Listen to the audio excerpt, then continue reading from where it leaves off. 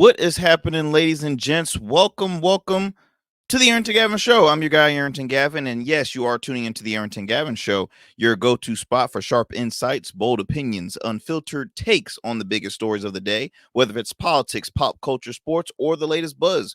We're diving deep and keeping it real. So kick back, stay informed, and get ready to join another great conversation here on the Arrington Gavin Show. Thank you so much, y'all, who continue to support the platform. As you know, we are a very grassroots independent platform. We're growing each and every step of the way. You can tune in to new episodes of the Arrington Gavin Show every evenings on all podcasts and streaming platforms like YouTube and Rumble. Our YouTube channel is R Smooth Club Media, the letter R, then Smooth Club Media, as well as Rumble at the Arrington Gavin Show.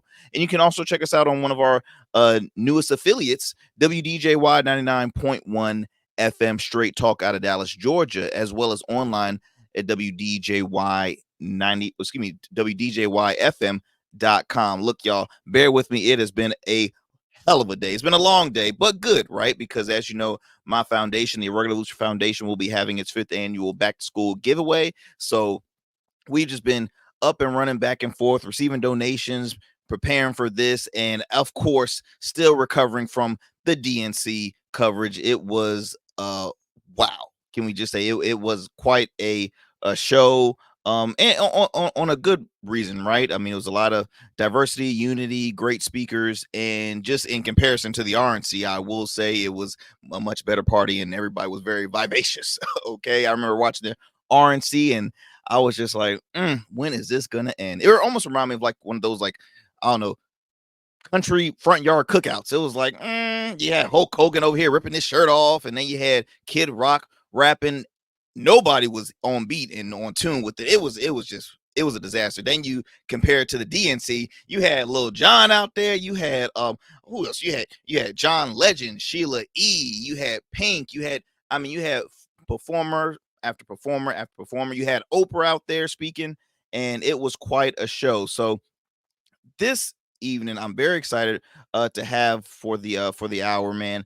Of course, I have a friend to the show, Conrad Schesventer, host of the YouTube political show SchezzWho. But we also have his lovely wife, Andrea, who this is really just Mrs. SchezzWho, right? She, behind every great man is a great woman. So I'm excited to get her take on this presidential race in this election, and just her take on the DNC as well. So we're gonna have a great conversation. And yeah, y'all just kick back, relax, and enjoy the show as always. Before we move forward, though, I always have to acknowledge some of our proud supporters of the Arrington Gavin Show, like Ingenious Gin. Ingenious Gin is a black-owned, veteran-owned spirit with the unique spin on the original gin. This is a rose gold, okay? Rose gold gin. Now, I'm more of a bourbon and whiskey guy, but the only gin I drink is Ingenious Gin. So shout out to my good friends Reggie and Lawrence, who has served our country as well and stepping into the spirit industry. So for all you gin explorers and gin connoisseurs out there, I highly recommend Ingenious Gin to your collection. For more information, you can go visit any of your local spirit stores or ABC stores, depending on what state you're in. And please make sure to drink responsibly. Or if you prefer to go online, you can visit them on their website, www.ingeniousgin.com. Again, that's www.ingeniousgin.com. If you happen to be watching the Arrington Gavin Show right now, you see the discount code at the bottom. If you use that code at checkout, you will receive 20% off your purchase. If you're listening, well, guess what? You're just going to have to watch. I'm not going to say it. If you're listening, you're just going to have to watch. So yes, we have to always give praise and thanks to them, because again, they help keep the lights running, and again, they trust the platform, they enjoy the platform as well. And so I want to thank Ingenious Gin for being a proud supporter of the Arrington Gavin Show. What else do we have, guys? What else do we have? Oh, also, usually I'll go to a quick commercial break and then start off with our favorite segment, the fun fact of the day. But instead, I'm going to start it off because I really want to have as much time as I can with Mr. and Mrs. SchezzWho. Yeah, that's how I'm going to say right now, Mr. and Mrs. SchezzWho, for today. So let's get it going with our fun fact of the day. Let me pull up for you guys. All right, what we got today? Okay. So, did you know sea level isn't actually a level? Okay, let me continue this for you. So, as the strength of the force generated by Earth's spin is strongest at the equator, the average sea level bulges outward. They're putting it further from the center of the Earth than at the pole. So, differences in the strength of the Earth's gravity at different points also cause variation. See, you learn something new every day. You learn something new every day because I didn't know that. I didn't. I didn't. Um, Not trying to say like if I cared. I don't know if you guys care, but hey, you learn something every day. What's up with that? It's all good. It's all good. So, before I bring on our guest, look, we're going to take a quick commercial break. Again, I'm so excited that you're taking the time out your busy schedule because you could be watching anything or doing anything, but you are taking the time out your schedule to tune into the Arrington Gavin show. Again, we have great guests, great insight. We try to keep you up to speed, up to date, what's happening, trending when it's in sports, pop culture, politics, the whole 9 yards. So, again, very excited that you all are tuning into the Arrington Gavin show. So, don't go anywhere, my friends. We'll be back with more here on the Arrington Gavin show. Don't change that dial. Become a man of distinction with Rugged Evolution Beard Care. Order our scented beard oils and beard balms to help you maintain and grow the perfect beard. Order today. Try our men's care products like the full body exfoliating cleansing bars, body wash, smooth stash, and more. Log on to our website or download our app to place your orders. Rugged Evolution Beard Care. We're your luxury but affordable men's care line. And remember, rugged is the new smooth.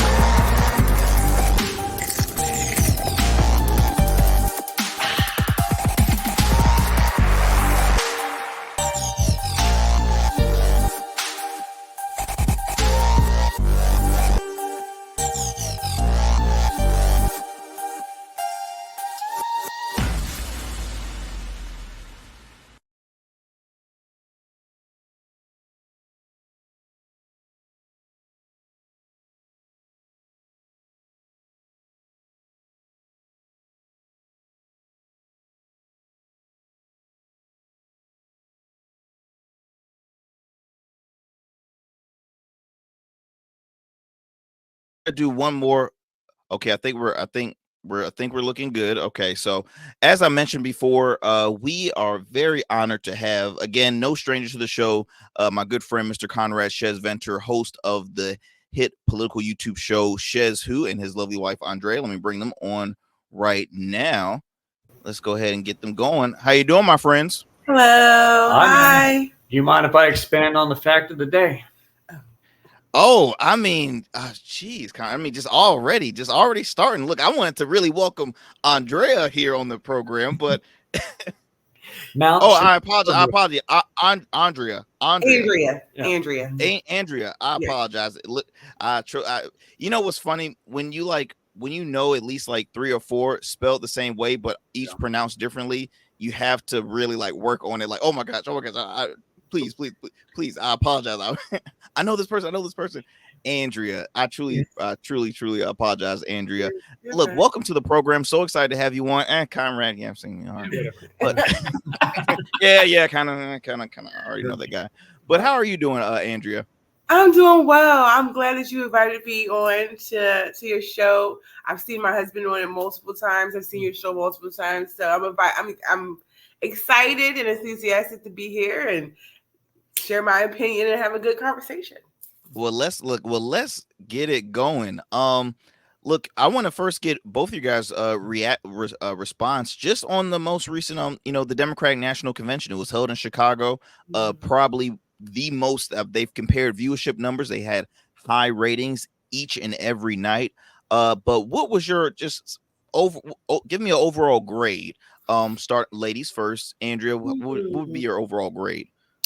I would say my overall grade would probably be a C minus. Okay. Before I ask why, Conrad, will be your grade? About a B plus. Okay, a little difference. All right. Well, Andrea, expand on the reason for the C minus. So I'm going to start with the parts that were really good. I liked that it was lively. It looked lit. It looked like it was a ball. The energy was there. I liked the messages of joy and freedom and neighbors and community and building on not going back. They have their slogans together. It was an entertaining view between the musical artists. That roll call idea was brilliant. It was really good. I liked the speeches.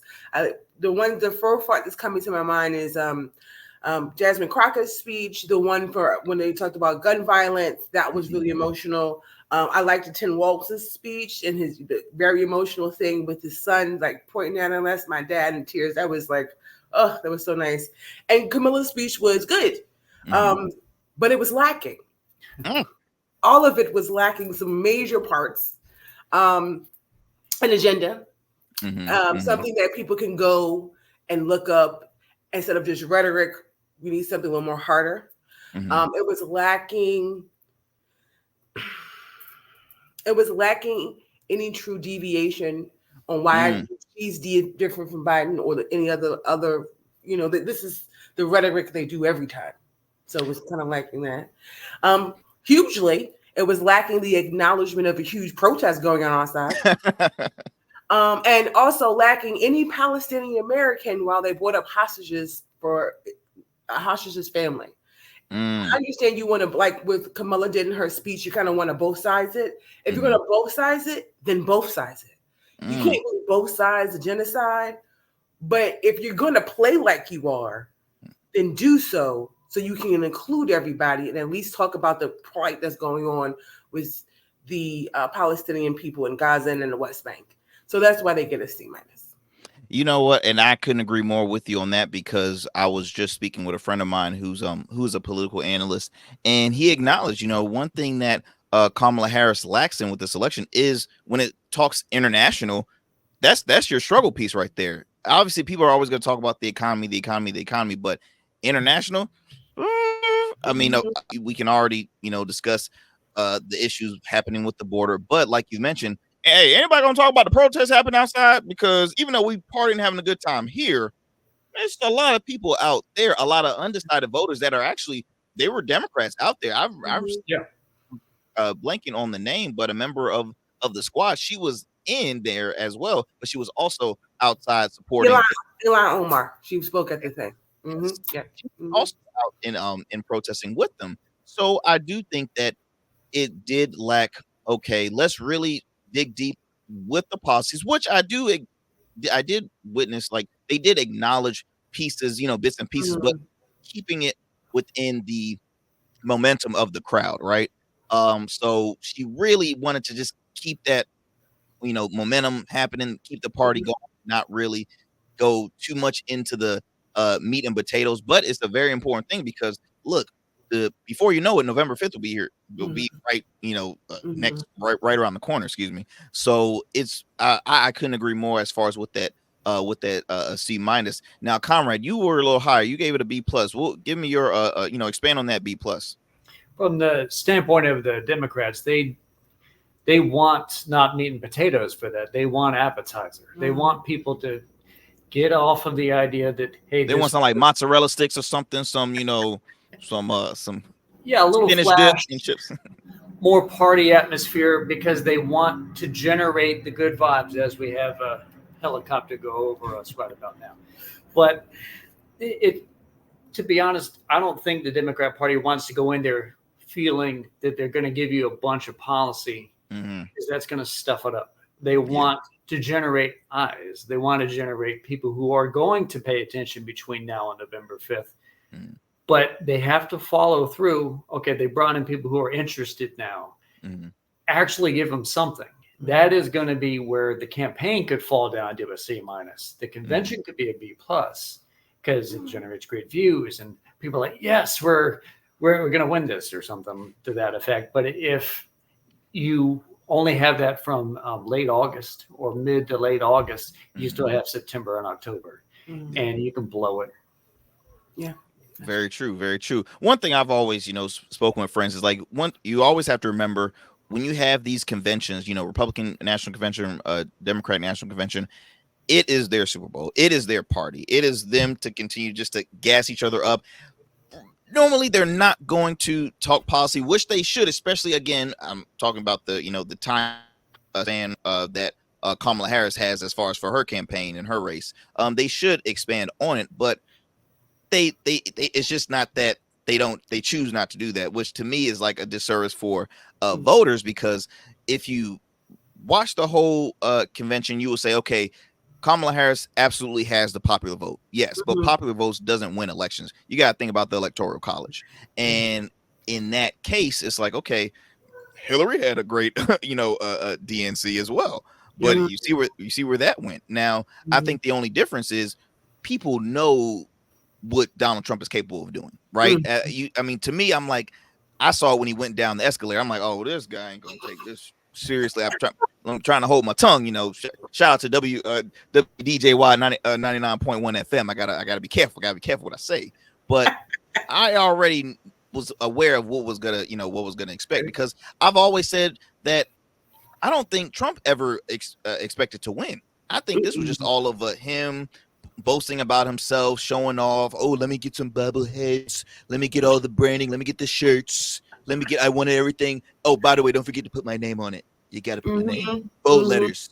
And then he's just going to start doing the whole dance and all that stuff. What dance is that? I've never seen that. What? They call it the Tic Tac, because he did that when he was doing the Tic Tac. But he does it all the time in like most of his rallies. And he does this thing with the legs. It's like he's driving a truck or something.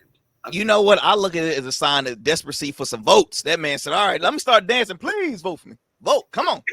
I even do a little bit for you. Come on. I shimmy a little bit. He has the rights to the song that he does the dance with. That's true. That's true. That's true. Because I think, what's his name? Len Greenwald. I don't know how many more I'm proud to be an American lyrics he has left in him, because it starts to get a little rusty. It's starting to get a little rusty. And I remember that RNC, he was singing that every time Trump entered the room. I'm like, you got to be kidding me. You got to be kidding me. Yeah, but that's what I might say might also make the DNC a bit of a B plus, is that you could tell that they're trying to change a little bit of the branding of the Democrat Party to be also a party that says they're proud to be an American. Sure. That they also want to use the phrase freedom a lot. So they're going to try and battle over that phrase and take it from the Republicans. It's all branding. And if you could take the very thing that makes people want to be Republican and instill it with Democrats, you can take some votes, but you don't want to lose people who already were Democrats by not being Democrat enough. Right, that's true. It's very, very true.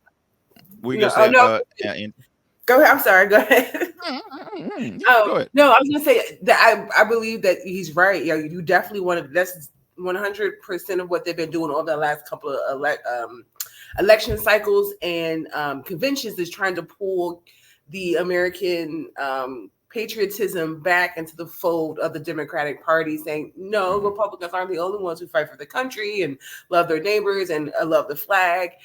We're here for freedom and justice and those democratic principles. They do that. They do that a lot. Over the last couple of years, the only thing is they have to make it more tangible. You know what I mean? Yes. Like you have to, you can say, you can 100% say you are for your communities and freedom and the American flag, but that you can't bring on war criminals on your DNC stage. Leon Panetta. You know, so it's like, you gotta, it's more tangible, but I like the message. The messaging is awesome this go around. It really is. Yeah, messaging strategy. I mean, you had multiple, very strong conservative Republicans hit the stage of like, hey, look, I'm sorry, this is not the Republican Party that I remember. This is when it comes to democracy, I could put our policies aside and worry about what's happening, to the people.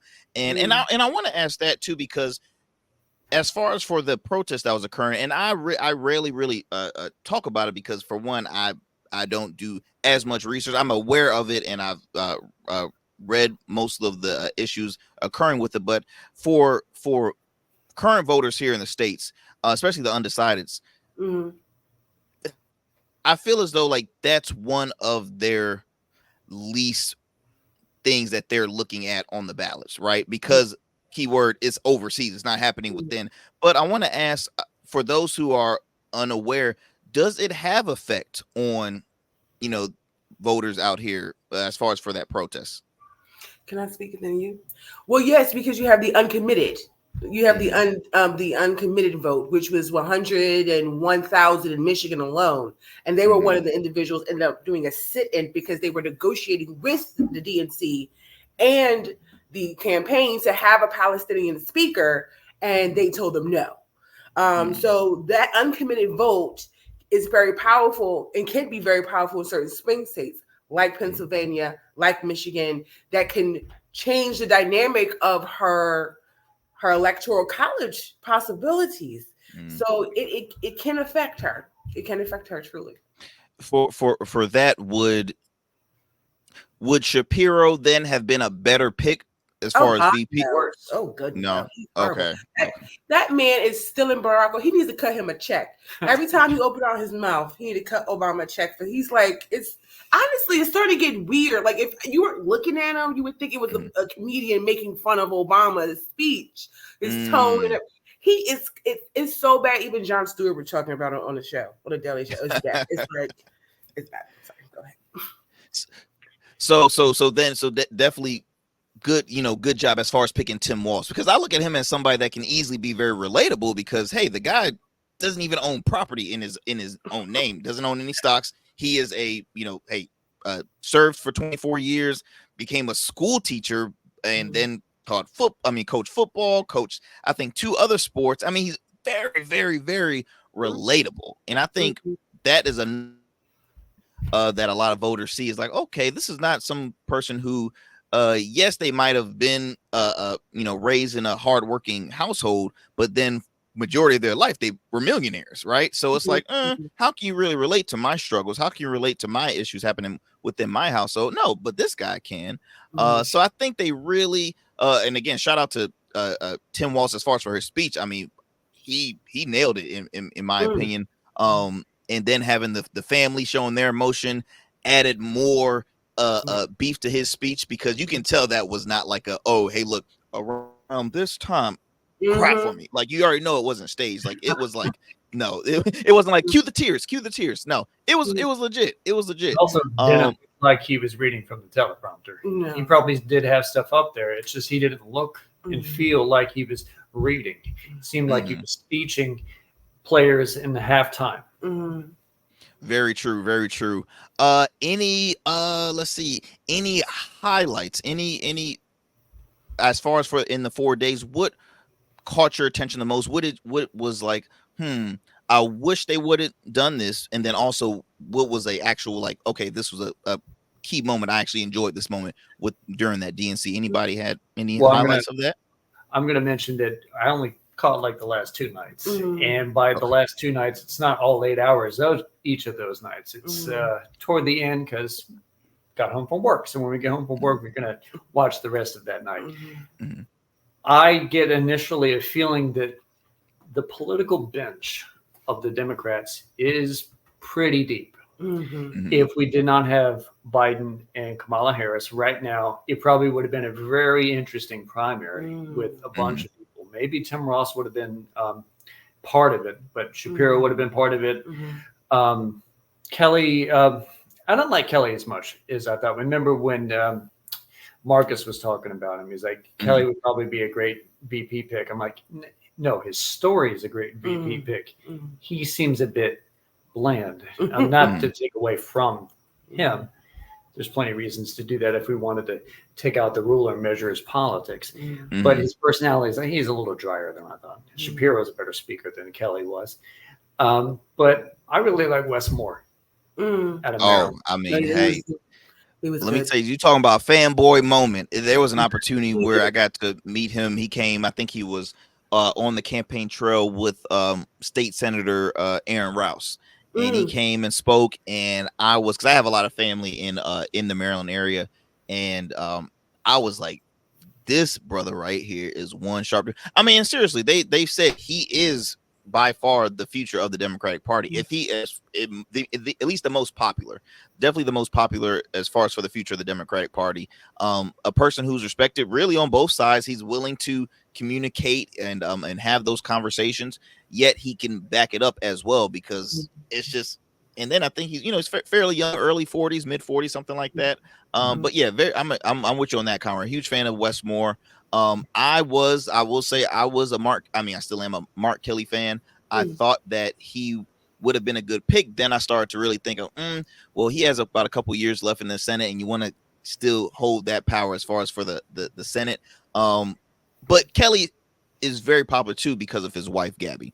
Gabby's story is what people can never forget. I mean, her speaking up there was, it was, I mean, just for her still, surviving what had happened to her, and now, becoming an activist on gun violence. I mean, it's always helped. I feel like his political stock value.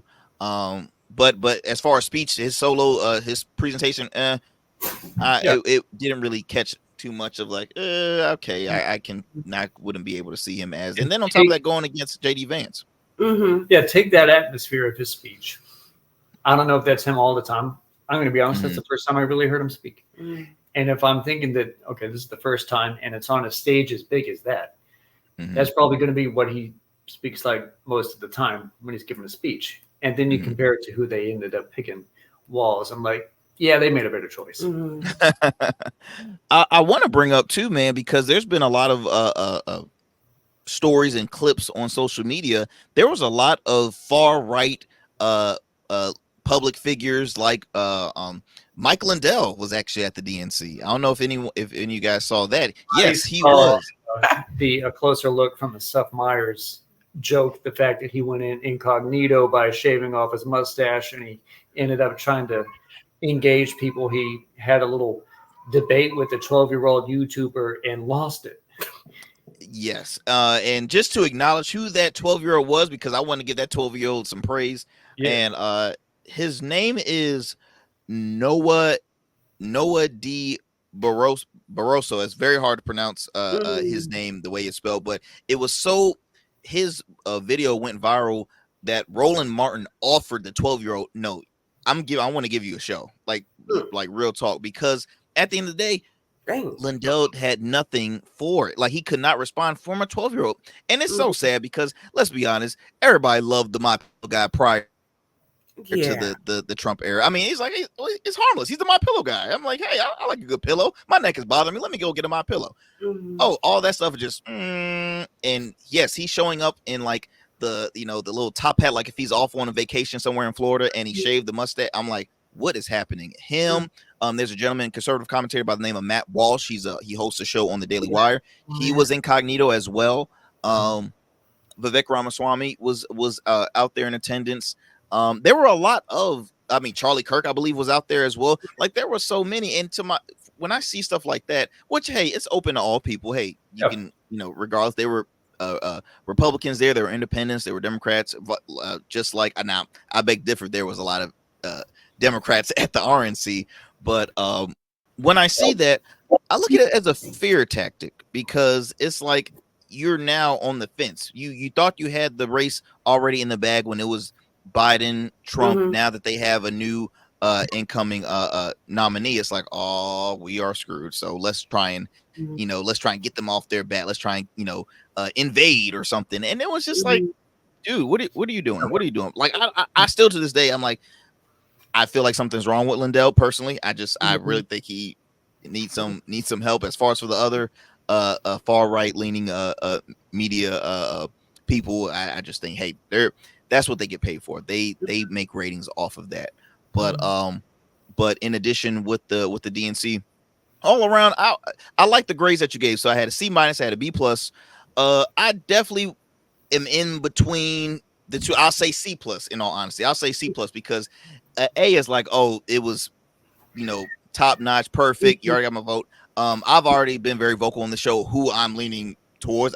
My conscience cannot go with the individual who continues to attack people, just personal attack individuals. And it's interesting because he's like, all those people are just nasty, very nasty, and all this other stuff. And I'm like, dude, you forget you started this fight, right? Like, nope, everybody just wanted to talk policies, but you just had to start coming after people's intelligence and this and that. And I mean, Michelle Obama nailed it. I mean, no disrespect to President Barack Obama, but Michelle probably should have been the keynote speaker that day.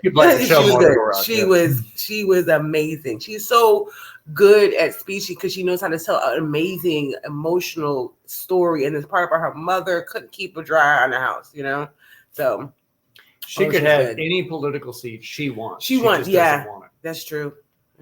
Yeah, it's just you can tell. I mean, Michelle's like, look, I'm done with all this. I'll speak a few words, but yeah, I can't do any politics, which I wouldn't want her to run. I mean, it's a job that adds a lot of stress to an individual. I mean, I was joking with my wife the other day. I'm like, you realize like Biden spoke like past midnight. He had a pep in his step because he knew, all right, after this, deuces, I am out of here. I am done. I did what I can do. 50 years is good for me. I'm out. I have a question for you. Do you think he was pushed back to that time frame because they were trying to hide him, like some people are speculating? Or do you think it was just like they wanted to give enough time to honor him properly because at this point he's going to live the rest of his life as a grandfather, great-grandfather, his political ending? What do you think? So I think, don't get the tribute. They were always going to do a tribute for him, but I just think that personally, I don't think he would help the campaign for her if he continues to, to speak at like say some of her rallies. I mean, when they were at I forgot which state they were, but he spoke. It was the first like public rally that Kamala and President Joe Biden came out together, and then she spoke and introduced him. And I was just like, if I was a Democratic strategist, I would say, don't, keep them very, very short, just very, very limited, because again, it's just you can see the decline. Like I'm not saying like he's failing or anything in that nature, but it's just he is much older. He survived like 2 aneurysms in his past. He is a lot that's going on. He's been doing the job for a long time. So I definitely think they were trying to kind of hurry up, get him out the way, and then let's keep it moving in a sense. I definitely think that and that's exactly what he's doing. I mean, after that first night, I mean, you didn't see any appearances from him throughout that whole week. He was not. Yeah, MSNBC said that we're going to watch Kamala take the stage, and Jill and him were at home next to their television. Absolutely, it's too much for him. It really is. It's just too much for him, and I don't think he would help anymore. I think maybe at some of her rallies, she might have like a jumbotron in the background, and it might be, calling from the White House or calling from Delaware, and it's like, hey, you need to vote, and that's all they're gonna do. Would I didn't like though, and as you know, I'm an independent. I always give credit where credit's due. A friend of mine who is a strong Trump supporter had acknowledged, you know, a lot of things that Kamala has spoken was like, hey, look, we have to make all these changes, this and that and the other. But that was you were a part of that administration, like you were the VP. So it's like you gotta acknowledge the fact that you were a part of that administration. So what are you trying? Was the case throughout this whole period when you were VP was like you didn't agree at all what was happening? Is that what you're trying to? You know, that's where I started to. That's what was going in the back of my head while she was speaking. I'm like, I don't think she was always fond of the cause that was occurring. And a lot of people have said too that when Biden gave her that role, it's like, okay, we want to give her the hardest task and keep her on the side. Because I always get irritated when people was like saying, what has she done? What has she done? I'm like, who's your favorite vice president? Like, what does, like, I'm sorry, like, do you have, and they never could respond with that answer. So I'm like, please don't give me that mess. But I want to digress from this and move on to the conversation of the third party candidates, because we do have other candidates. Everybody thinks it's just two. There are other candidates. Now, at the time, it was independent candidate Robert F. Kennedy Jr. He recently had dropped out and publicly endorsed Donald Trump. Shocker, not really, but you still have Professor Cornel West, Dr. Cornel West, which Andrea, me and you both. I will say I'm a Cornel West fan. I don't know if I was too hyped when he first announced that he was running though. I just because he can't. A lot of people can't flow with Dr. West. No, you know what I mean? Like nobody. Like it's a specific group that will say, oh yeah, like if Roland Martin ran, I'm like, Roland Martin's not going to win, but he's very knowledgeable when it comes to politics and facts and things like that. But I want to talk about the third party candidates, because should somebody like Cornel West, should he drop out and endorse Kamala Harris? Or I mean, like what's the point at this point? Because it's like the third party's always been kind of like the wasted vote. And then if you do vote for a third party candidate, all that's doing is pulling away from one of the key contenders. So I was reading something that Cornel West, Jill Stein pulling votes from the Democratic side, and then RFK would be pulling votes from the conservative side. What's your take on really the third party system, I guess? You want to go first when I go? Okay. Oh, isn't this cute, y'all? You want to go? You want me to go? No, I go, and then you go. Okay. We gotta keep a happy house, so we ask questions. Well, I'll begin with as I was reading about RFK dropping out. This is words that I heard about a couple days ago, but it was official today. And not only was it official today, it was. You read that he's also strategically trying to fight to get himself off of certain states' ballots. So not only is he withdrawing, he's suspended his campaign. So if it like is a tie in the Electoral College, he still wants to be a guy that could be considered to win it. I think he's really promised something from Trump that's not public yet, because he wanted to get his name off of Pennsylvania and Arizona, which would be the states that are really needed to get Trump over 270. When it comes to the left side, man, they've been beating that for years. That's what Nader did. That's what Jill Stein did in 2016. But you got to remember, in each of those things, you could just simply respond. Then in 2000, Al Gore just needed to win the state that he was already a senator of, Tennessee, and he would have won over 270 and beat Bush the first time. Jill Stein wasn't necessarily a household name in 2016. The reason why she would get enough that it's considered that she was a spoiler is that Clinton spoiled her own campaign. So what is the type of situation that would spoil a campaign now? If we were, if it was still Biden, the fact that he is seen to be deteriorating as a mental figure and supporting actively a genocide. That's the type of stuff that, like, you know what, Democrats don't need to partake in voting for Democrats if the Democrats themselves aren't good enough. That's why options like Jill Stein could be seen as attractive. Dr. Cornel West as attractive. Personally, I think we wouldn't even have Jill Stein if he stayed running for the Green Party. Yeah. You think so? You really think so? Because Oh. Jill has been. She was a Green Party candidate, like Yeah. what 3 times prior or something like that. I don't think she was initially wanting to run. No, Cornel West actually was the Green Party nomination candidate, and he had their backing. And something happened behind the scenes. What was given as the situation was he was not interested in doing certain campaigning requirements as the head of the ticket. And so he left the second party and now is running completely independent with his own party. So he started his own party now. Sorry, my cat's in heat and he wants to be loud. Oh, it's okay. My dog is outside the door like, yo, let me in. Yo. So with Cornel, to answer your question, he would, based on the reasons why I like him, which is his integrity and his morals. Ironically, Cornel West and Jill Stein, with a couple of other candidates who are running, had a convention of their own called the Uncommitted Movement or Stop Kamala about 2 weeks ago. So he has no intention of dropping out.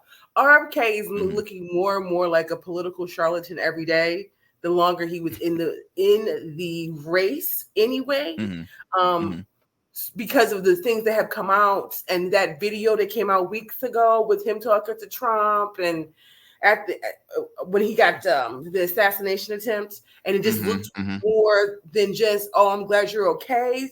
And the way that he's been running his campaign and who he's been picking, and it's more, to me, he seemed like he was going to run on the Kennedy name and try to bring that back when he was a Democrat. The moment he realized they were not going to allow him to participate, he went in his own independent run. True. And now he just decided to go completely more online, kind of like the Matt Walsh's kind of thing, like they're really online. Very and they true. really listen to a lot of things that's there. So him dropping out, I don't think it's going to be as big as he thought it would be.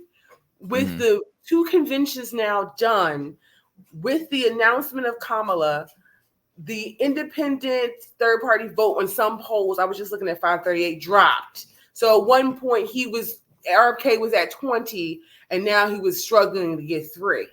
So it's not, so people they didn't want to vote for Biden. They have an alternative with Kamala. And so they're like, okay, I can go there.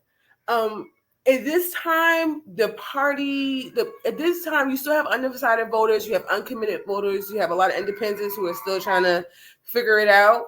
But I will say this, with the way the polls are looking and the way that Trump's looking, a lot of people have already decided, no, they're not voting for Trump. So it's literally just going to be, am I going to go with Kamala? Am I going with Cornel West, Jill Stein, or I'm going with the couch? And those are the options for the majority of the rest of Americans based on some of the polls that are going out there. So it really wouldn't make a big difference. Right now, I think Cornel West is at 530. At 538 says he had 1%. Jill Stein's at 1%. It's not going to make a big difference if he does. We've seen great craters of third-party support before.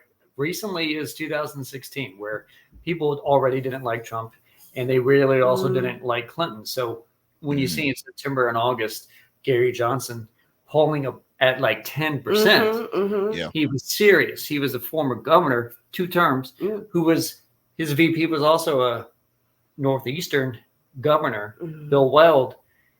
And then he did that Aleppo thing. But that cratered from about 10% to about 3 by election day. So where did that 7% go?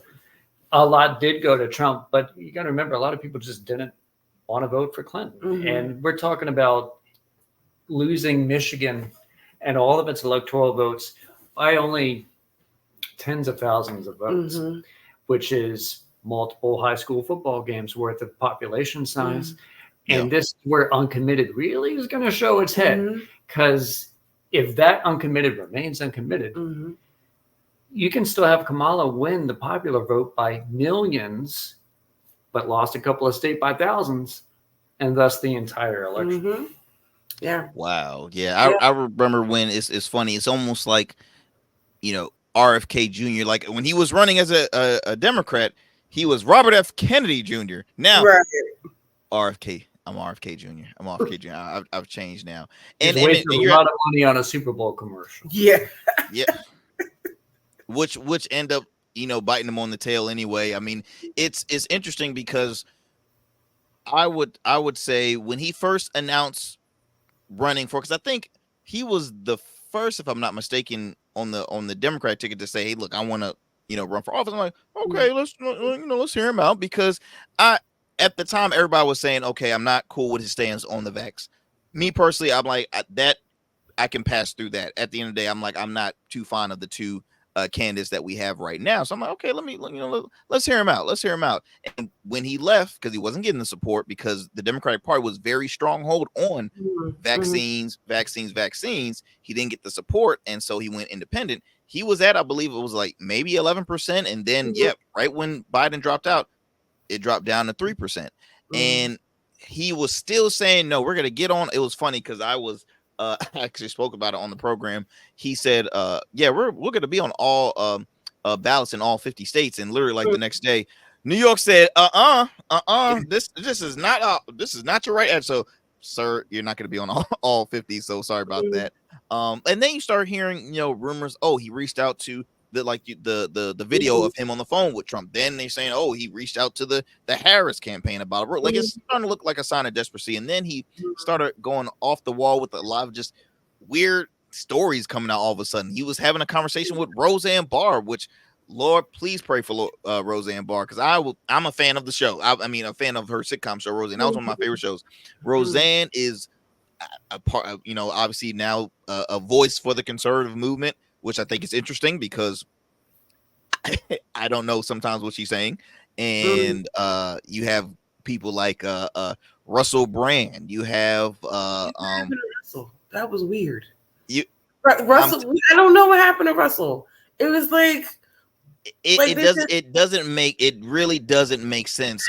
Joe Rogan is always back and forth. Like, Joe has been like, okay, Joe, you're stretching, and then it's like, okay, let me try and come back to this. Let me try and come back to that, because again, I'm a Rogan fan as far as for his podcast, and I mean, never met the guy, so I really don't know his views personally, but I think I really didn't. I kind of didn't care for the fact that he gives a platform to guys like Alex Jones. To me, I'm like, that's uncalled for. He's been on this show multiple times. I'm like, now we're slipping. Like, I've always said many times on this show, like, everybody's welcome as long as you don't promote hate towards an individual or a specific group. That's where I nip that in the bud. But you have those key figures that are people lean towards for answers when it comes to politics, which I think is silly, because again, they actually have no pull in policies. I mean, Roseanne, yes, she ran for president a long time ago, but that was like, you might as well vote for the late great Gary Coleman. I'm just saying, like, it doesn't.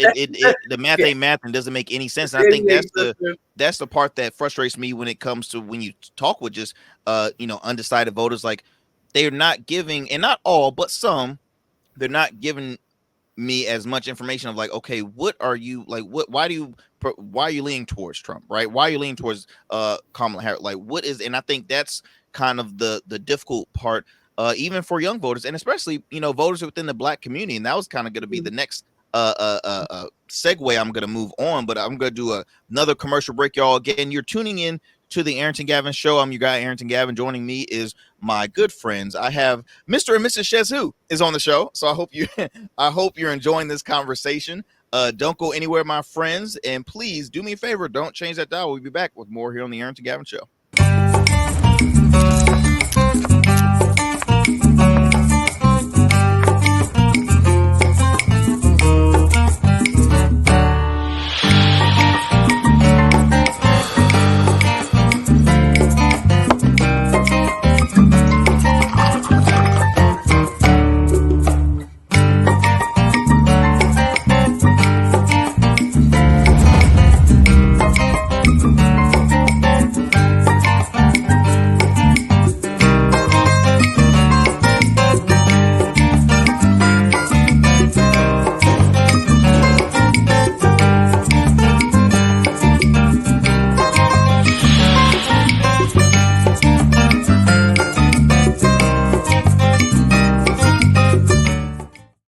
right, my friends, welcome back. Welcome back. Yes, you see it right there. I was looking backstage. Yes, Conrad is jamming. Okay, please, Conrad, you're stop. Oh, You won all my votes.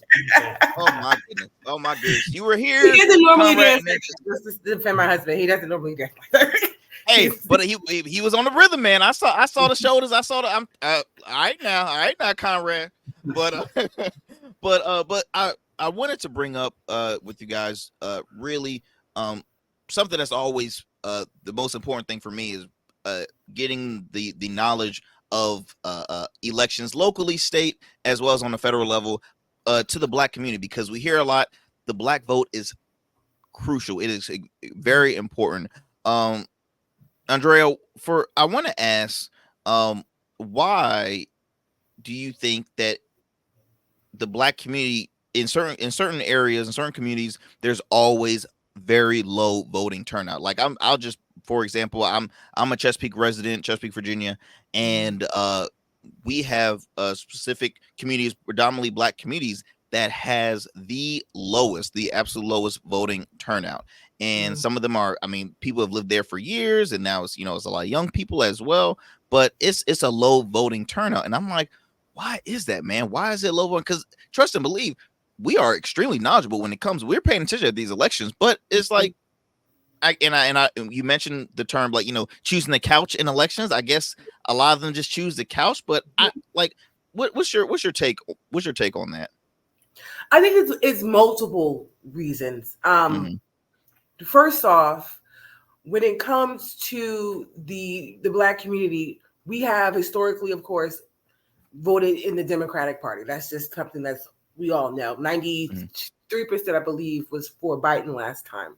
I think Obama got 95%, but that's more of a rarity. That's not first Black president, of course, will get a majority of Black vote.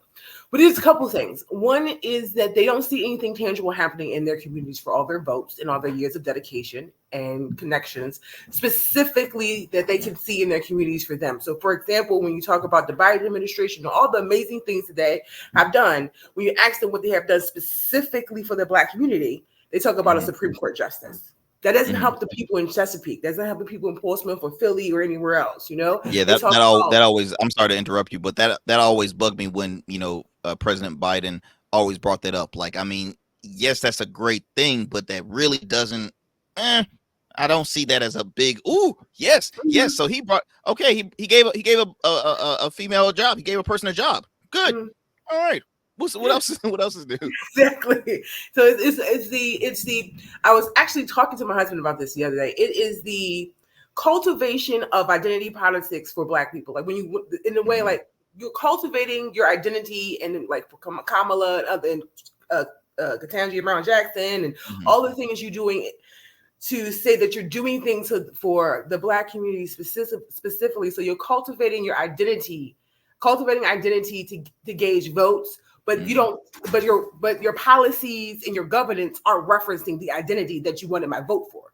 So you can't tell me that you're a Black person and that you want to be, the first Black woman president or Indian president or Black, attorney general, but your policies and your governance didn't reflect your identities to the community. So why should I care about that? I care about what you're actually going to do when you're in there. And if you have had decades of these cultivations and this propaganda, basically, this gaslighting to us, it's like, why should I vote? You talk about doing something for voting rights, but what have you done? They keep making it harder every time I try to go vote. You're the president. You have all this power and this love. Can you do something about it? Because when you want to do something, you can do it. When it comes to certain things, certain things get done. You wanted to pass the Stop Asian Hate bill, which is great, but we asked for a George Floyd bill. Where's that bill done? So you can't have it both ways. So people choose the couch. Very true. What I got out of that is, again, and I say it a lot here, unmade promises. You've always come across with the promises, and it's just they're never met. And people are tired. And I feel like, especially for the Black community, it ain't no 3 strikes you're out. No, it's like, we gonna give you this chance because it only takes us one time every 4 years to to back you up. And it's like, what's the deal, right? What's the deal? And you've been in office for how long? I mean, come on, we have Senate and Congress where the average age, I don't know about average, but there's multiple people that's past 80. All right. The average age is around 75. Yeah. 70. Yeah. We're run by octogenarians, man. It's crazy. It's crazy. And look, Pelosi was say, up Conrad? Pelosi was up there. She's like 83. Mm-hmm. So, and look, for my old listeners, please, I'm not trying to be ageist here, but I truly think 72, 72, and I'm pushing it because I used to go younger, but I'm really trying to not be ageist here. I really would want to go younger, but 72 is to me like, okay, you should be on your way out, bringing the next, next up and coming, groom them up, mentor them. James Clyburn is in his mid 80s. Maxine Waters, she said, hell, I'm older than Joe Biden. I'm like, what? Like you said, Nancy Pelosi. I mean, there's so many. And I always hate to read stories about, current such and such just passed away. Like, I don't want. I mean, it's sad, but I would phrase it if I was making a law. If you're on Social Security, you shouldn't be deciding regulations on Social Security. Oh my goodness! I actually just looked it up. So it looks like the average age of a congressman is 58.4, and senator is 64.3. So they're mostly closer to 70. Yeah. Let me tell you something, y'all. Look, and we have about like 3 minutes left until we end this, but very quickly, I want to ask you both, what is at stake in this upcoming race? Because I love to talk, local politics, but let's be honest. Hey, the federal level, it does impact local politics as well. And really, I was talking with Delegate Alex Askey, he's a state delegate out here in Virginia. And he said, really all politics is local. So I want to ask you, you both, what is at stake on the ballot box? Well, this is the change year, transitional year. So whether it's electoral, or if it's just in general, just this is a transitional time frame for America, and for locally, I can say, like, for example, we have our mayor races here and the Congress. So it's going to be a new vision for the city of Portsmouth and how that is going to be implemented and how they can be able to improve from the issues that they had previously that made national corruption. Yes. And then going forward to make a better vision for the city that's actually dying. So they have to be able to do something better. Nationally, we know it's basically Project 2025 versus whatever Kamala's going to come out with, an old school Biden. So it's going to be a new adaptation of the Biden vision versus Project 2025. And it's scary. I'll be honest with you. It is scary. I don't like that we have these two options with so much on the line, because if Trump wins, there is going to be drastic and dramatic changes in the way our country looks, and it is going to be going back, and it is going to be ruining the lives of other people. On the other side, Biden is talking about things that he can get done, that he said he could do, that Obama said he could do, and now we're just holding our breath to see if they can do it, so we can get more hope. So we don't feel like, like my mom had to pay $5 for some eggs in Philadelphia today. That's outrageous. It's a lot, man. It's a lot. Look, Conrad, I would love to get your take, but look, it looks like we're gonna have to do a part 2 of this because we're having too much fun. I don't know about y'all. I'm having a lot of fun. See, Conrad, okay, that's right there. We gotta end this because he dancing again, y'all. He dancing again. We gotta stop this. Look, y'all don't go anywhere. But look, ladies and gents, I hope y'all enjoyed my amazing guests. Like I said, Mr. and Mrs. SchezzWho. Y'all continue to support SchezzWho on YouTube. And subscribe. He has some great content. Y'all don't go anywhere. And I truly thank you again.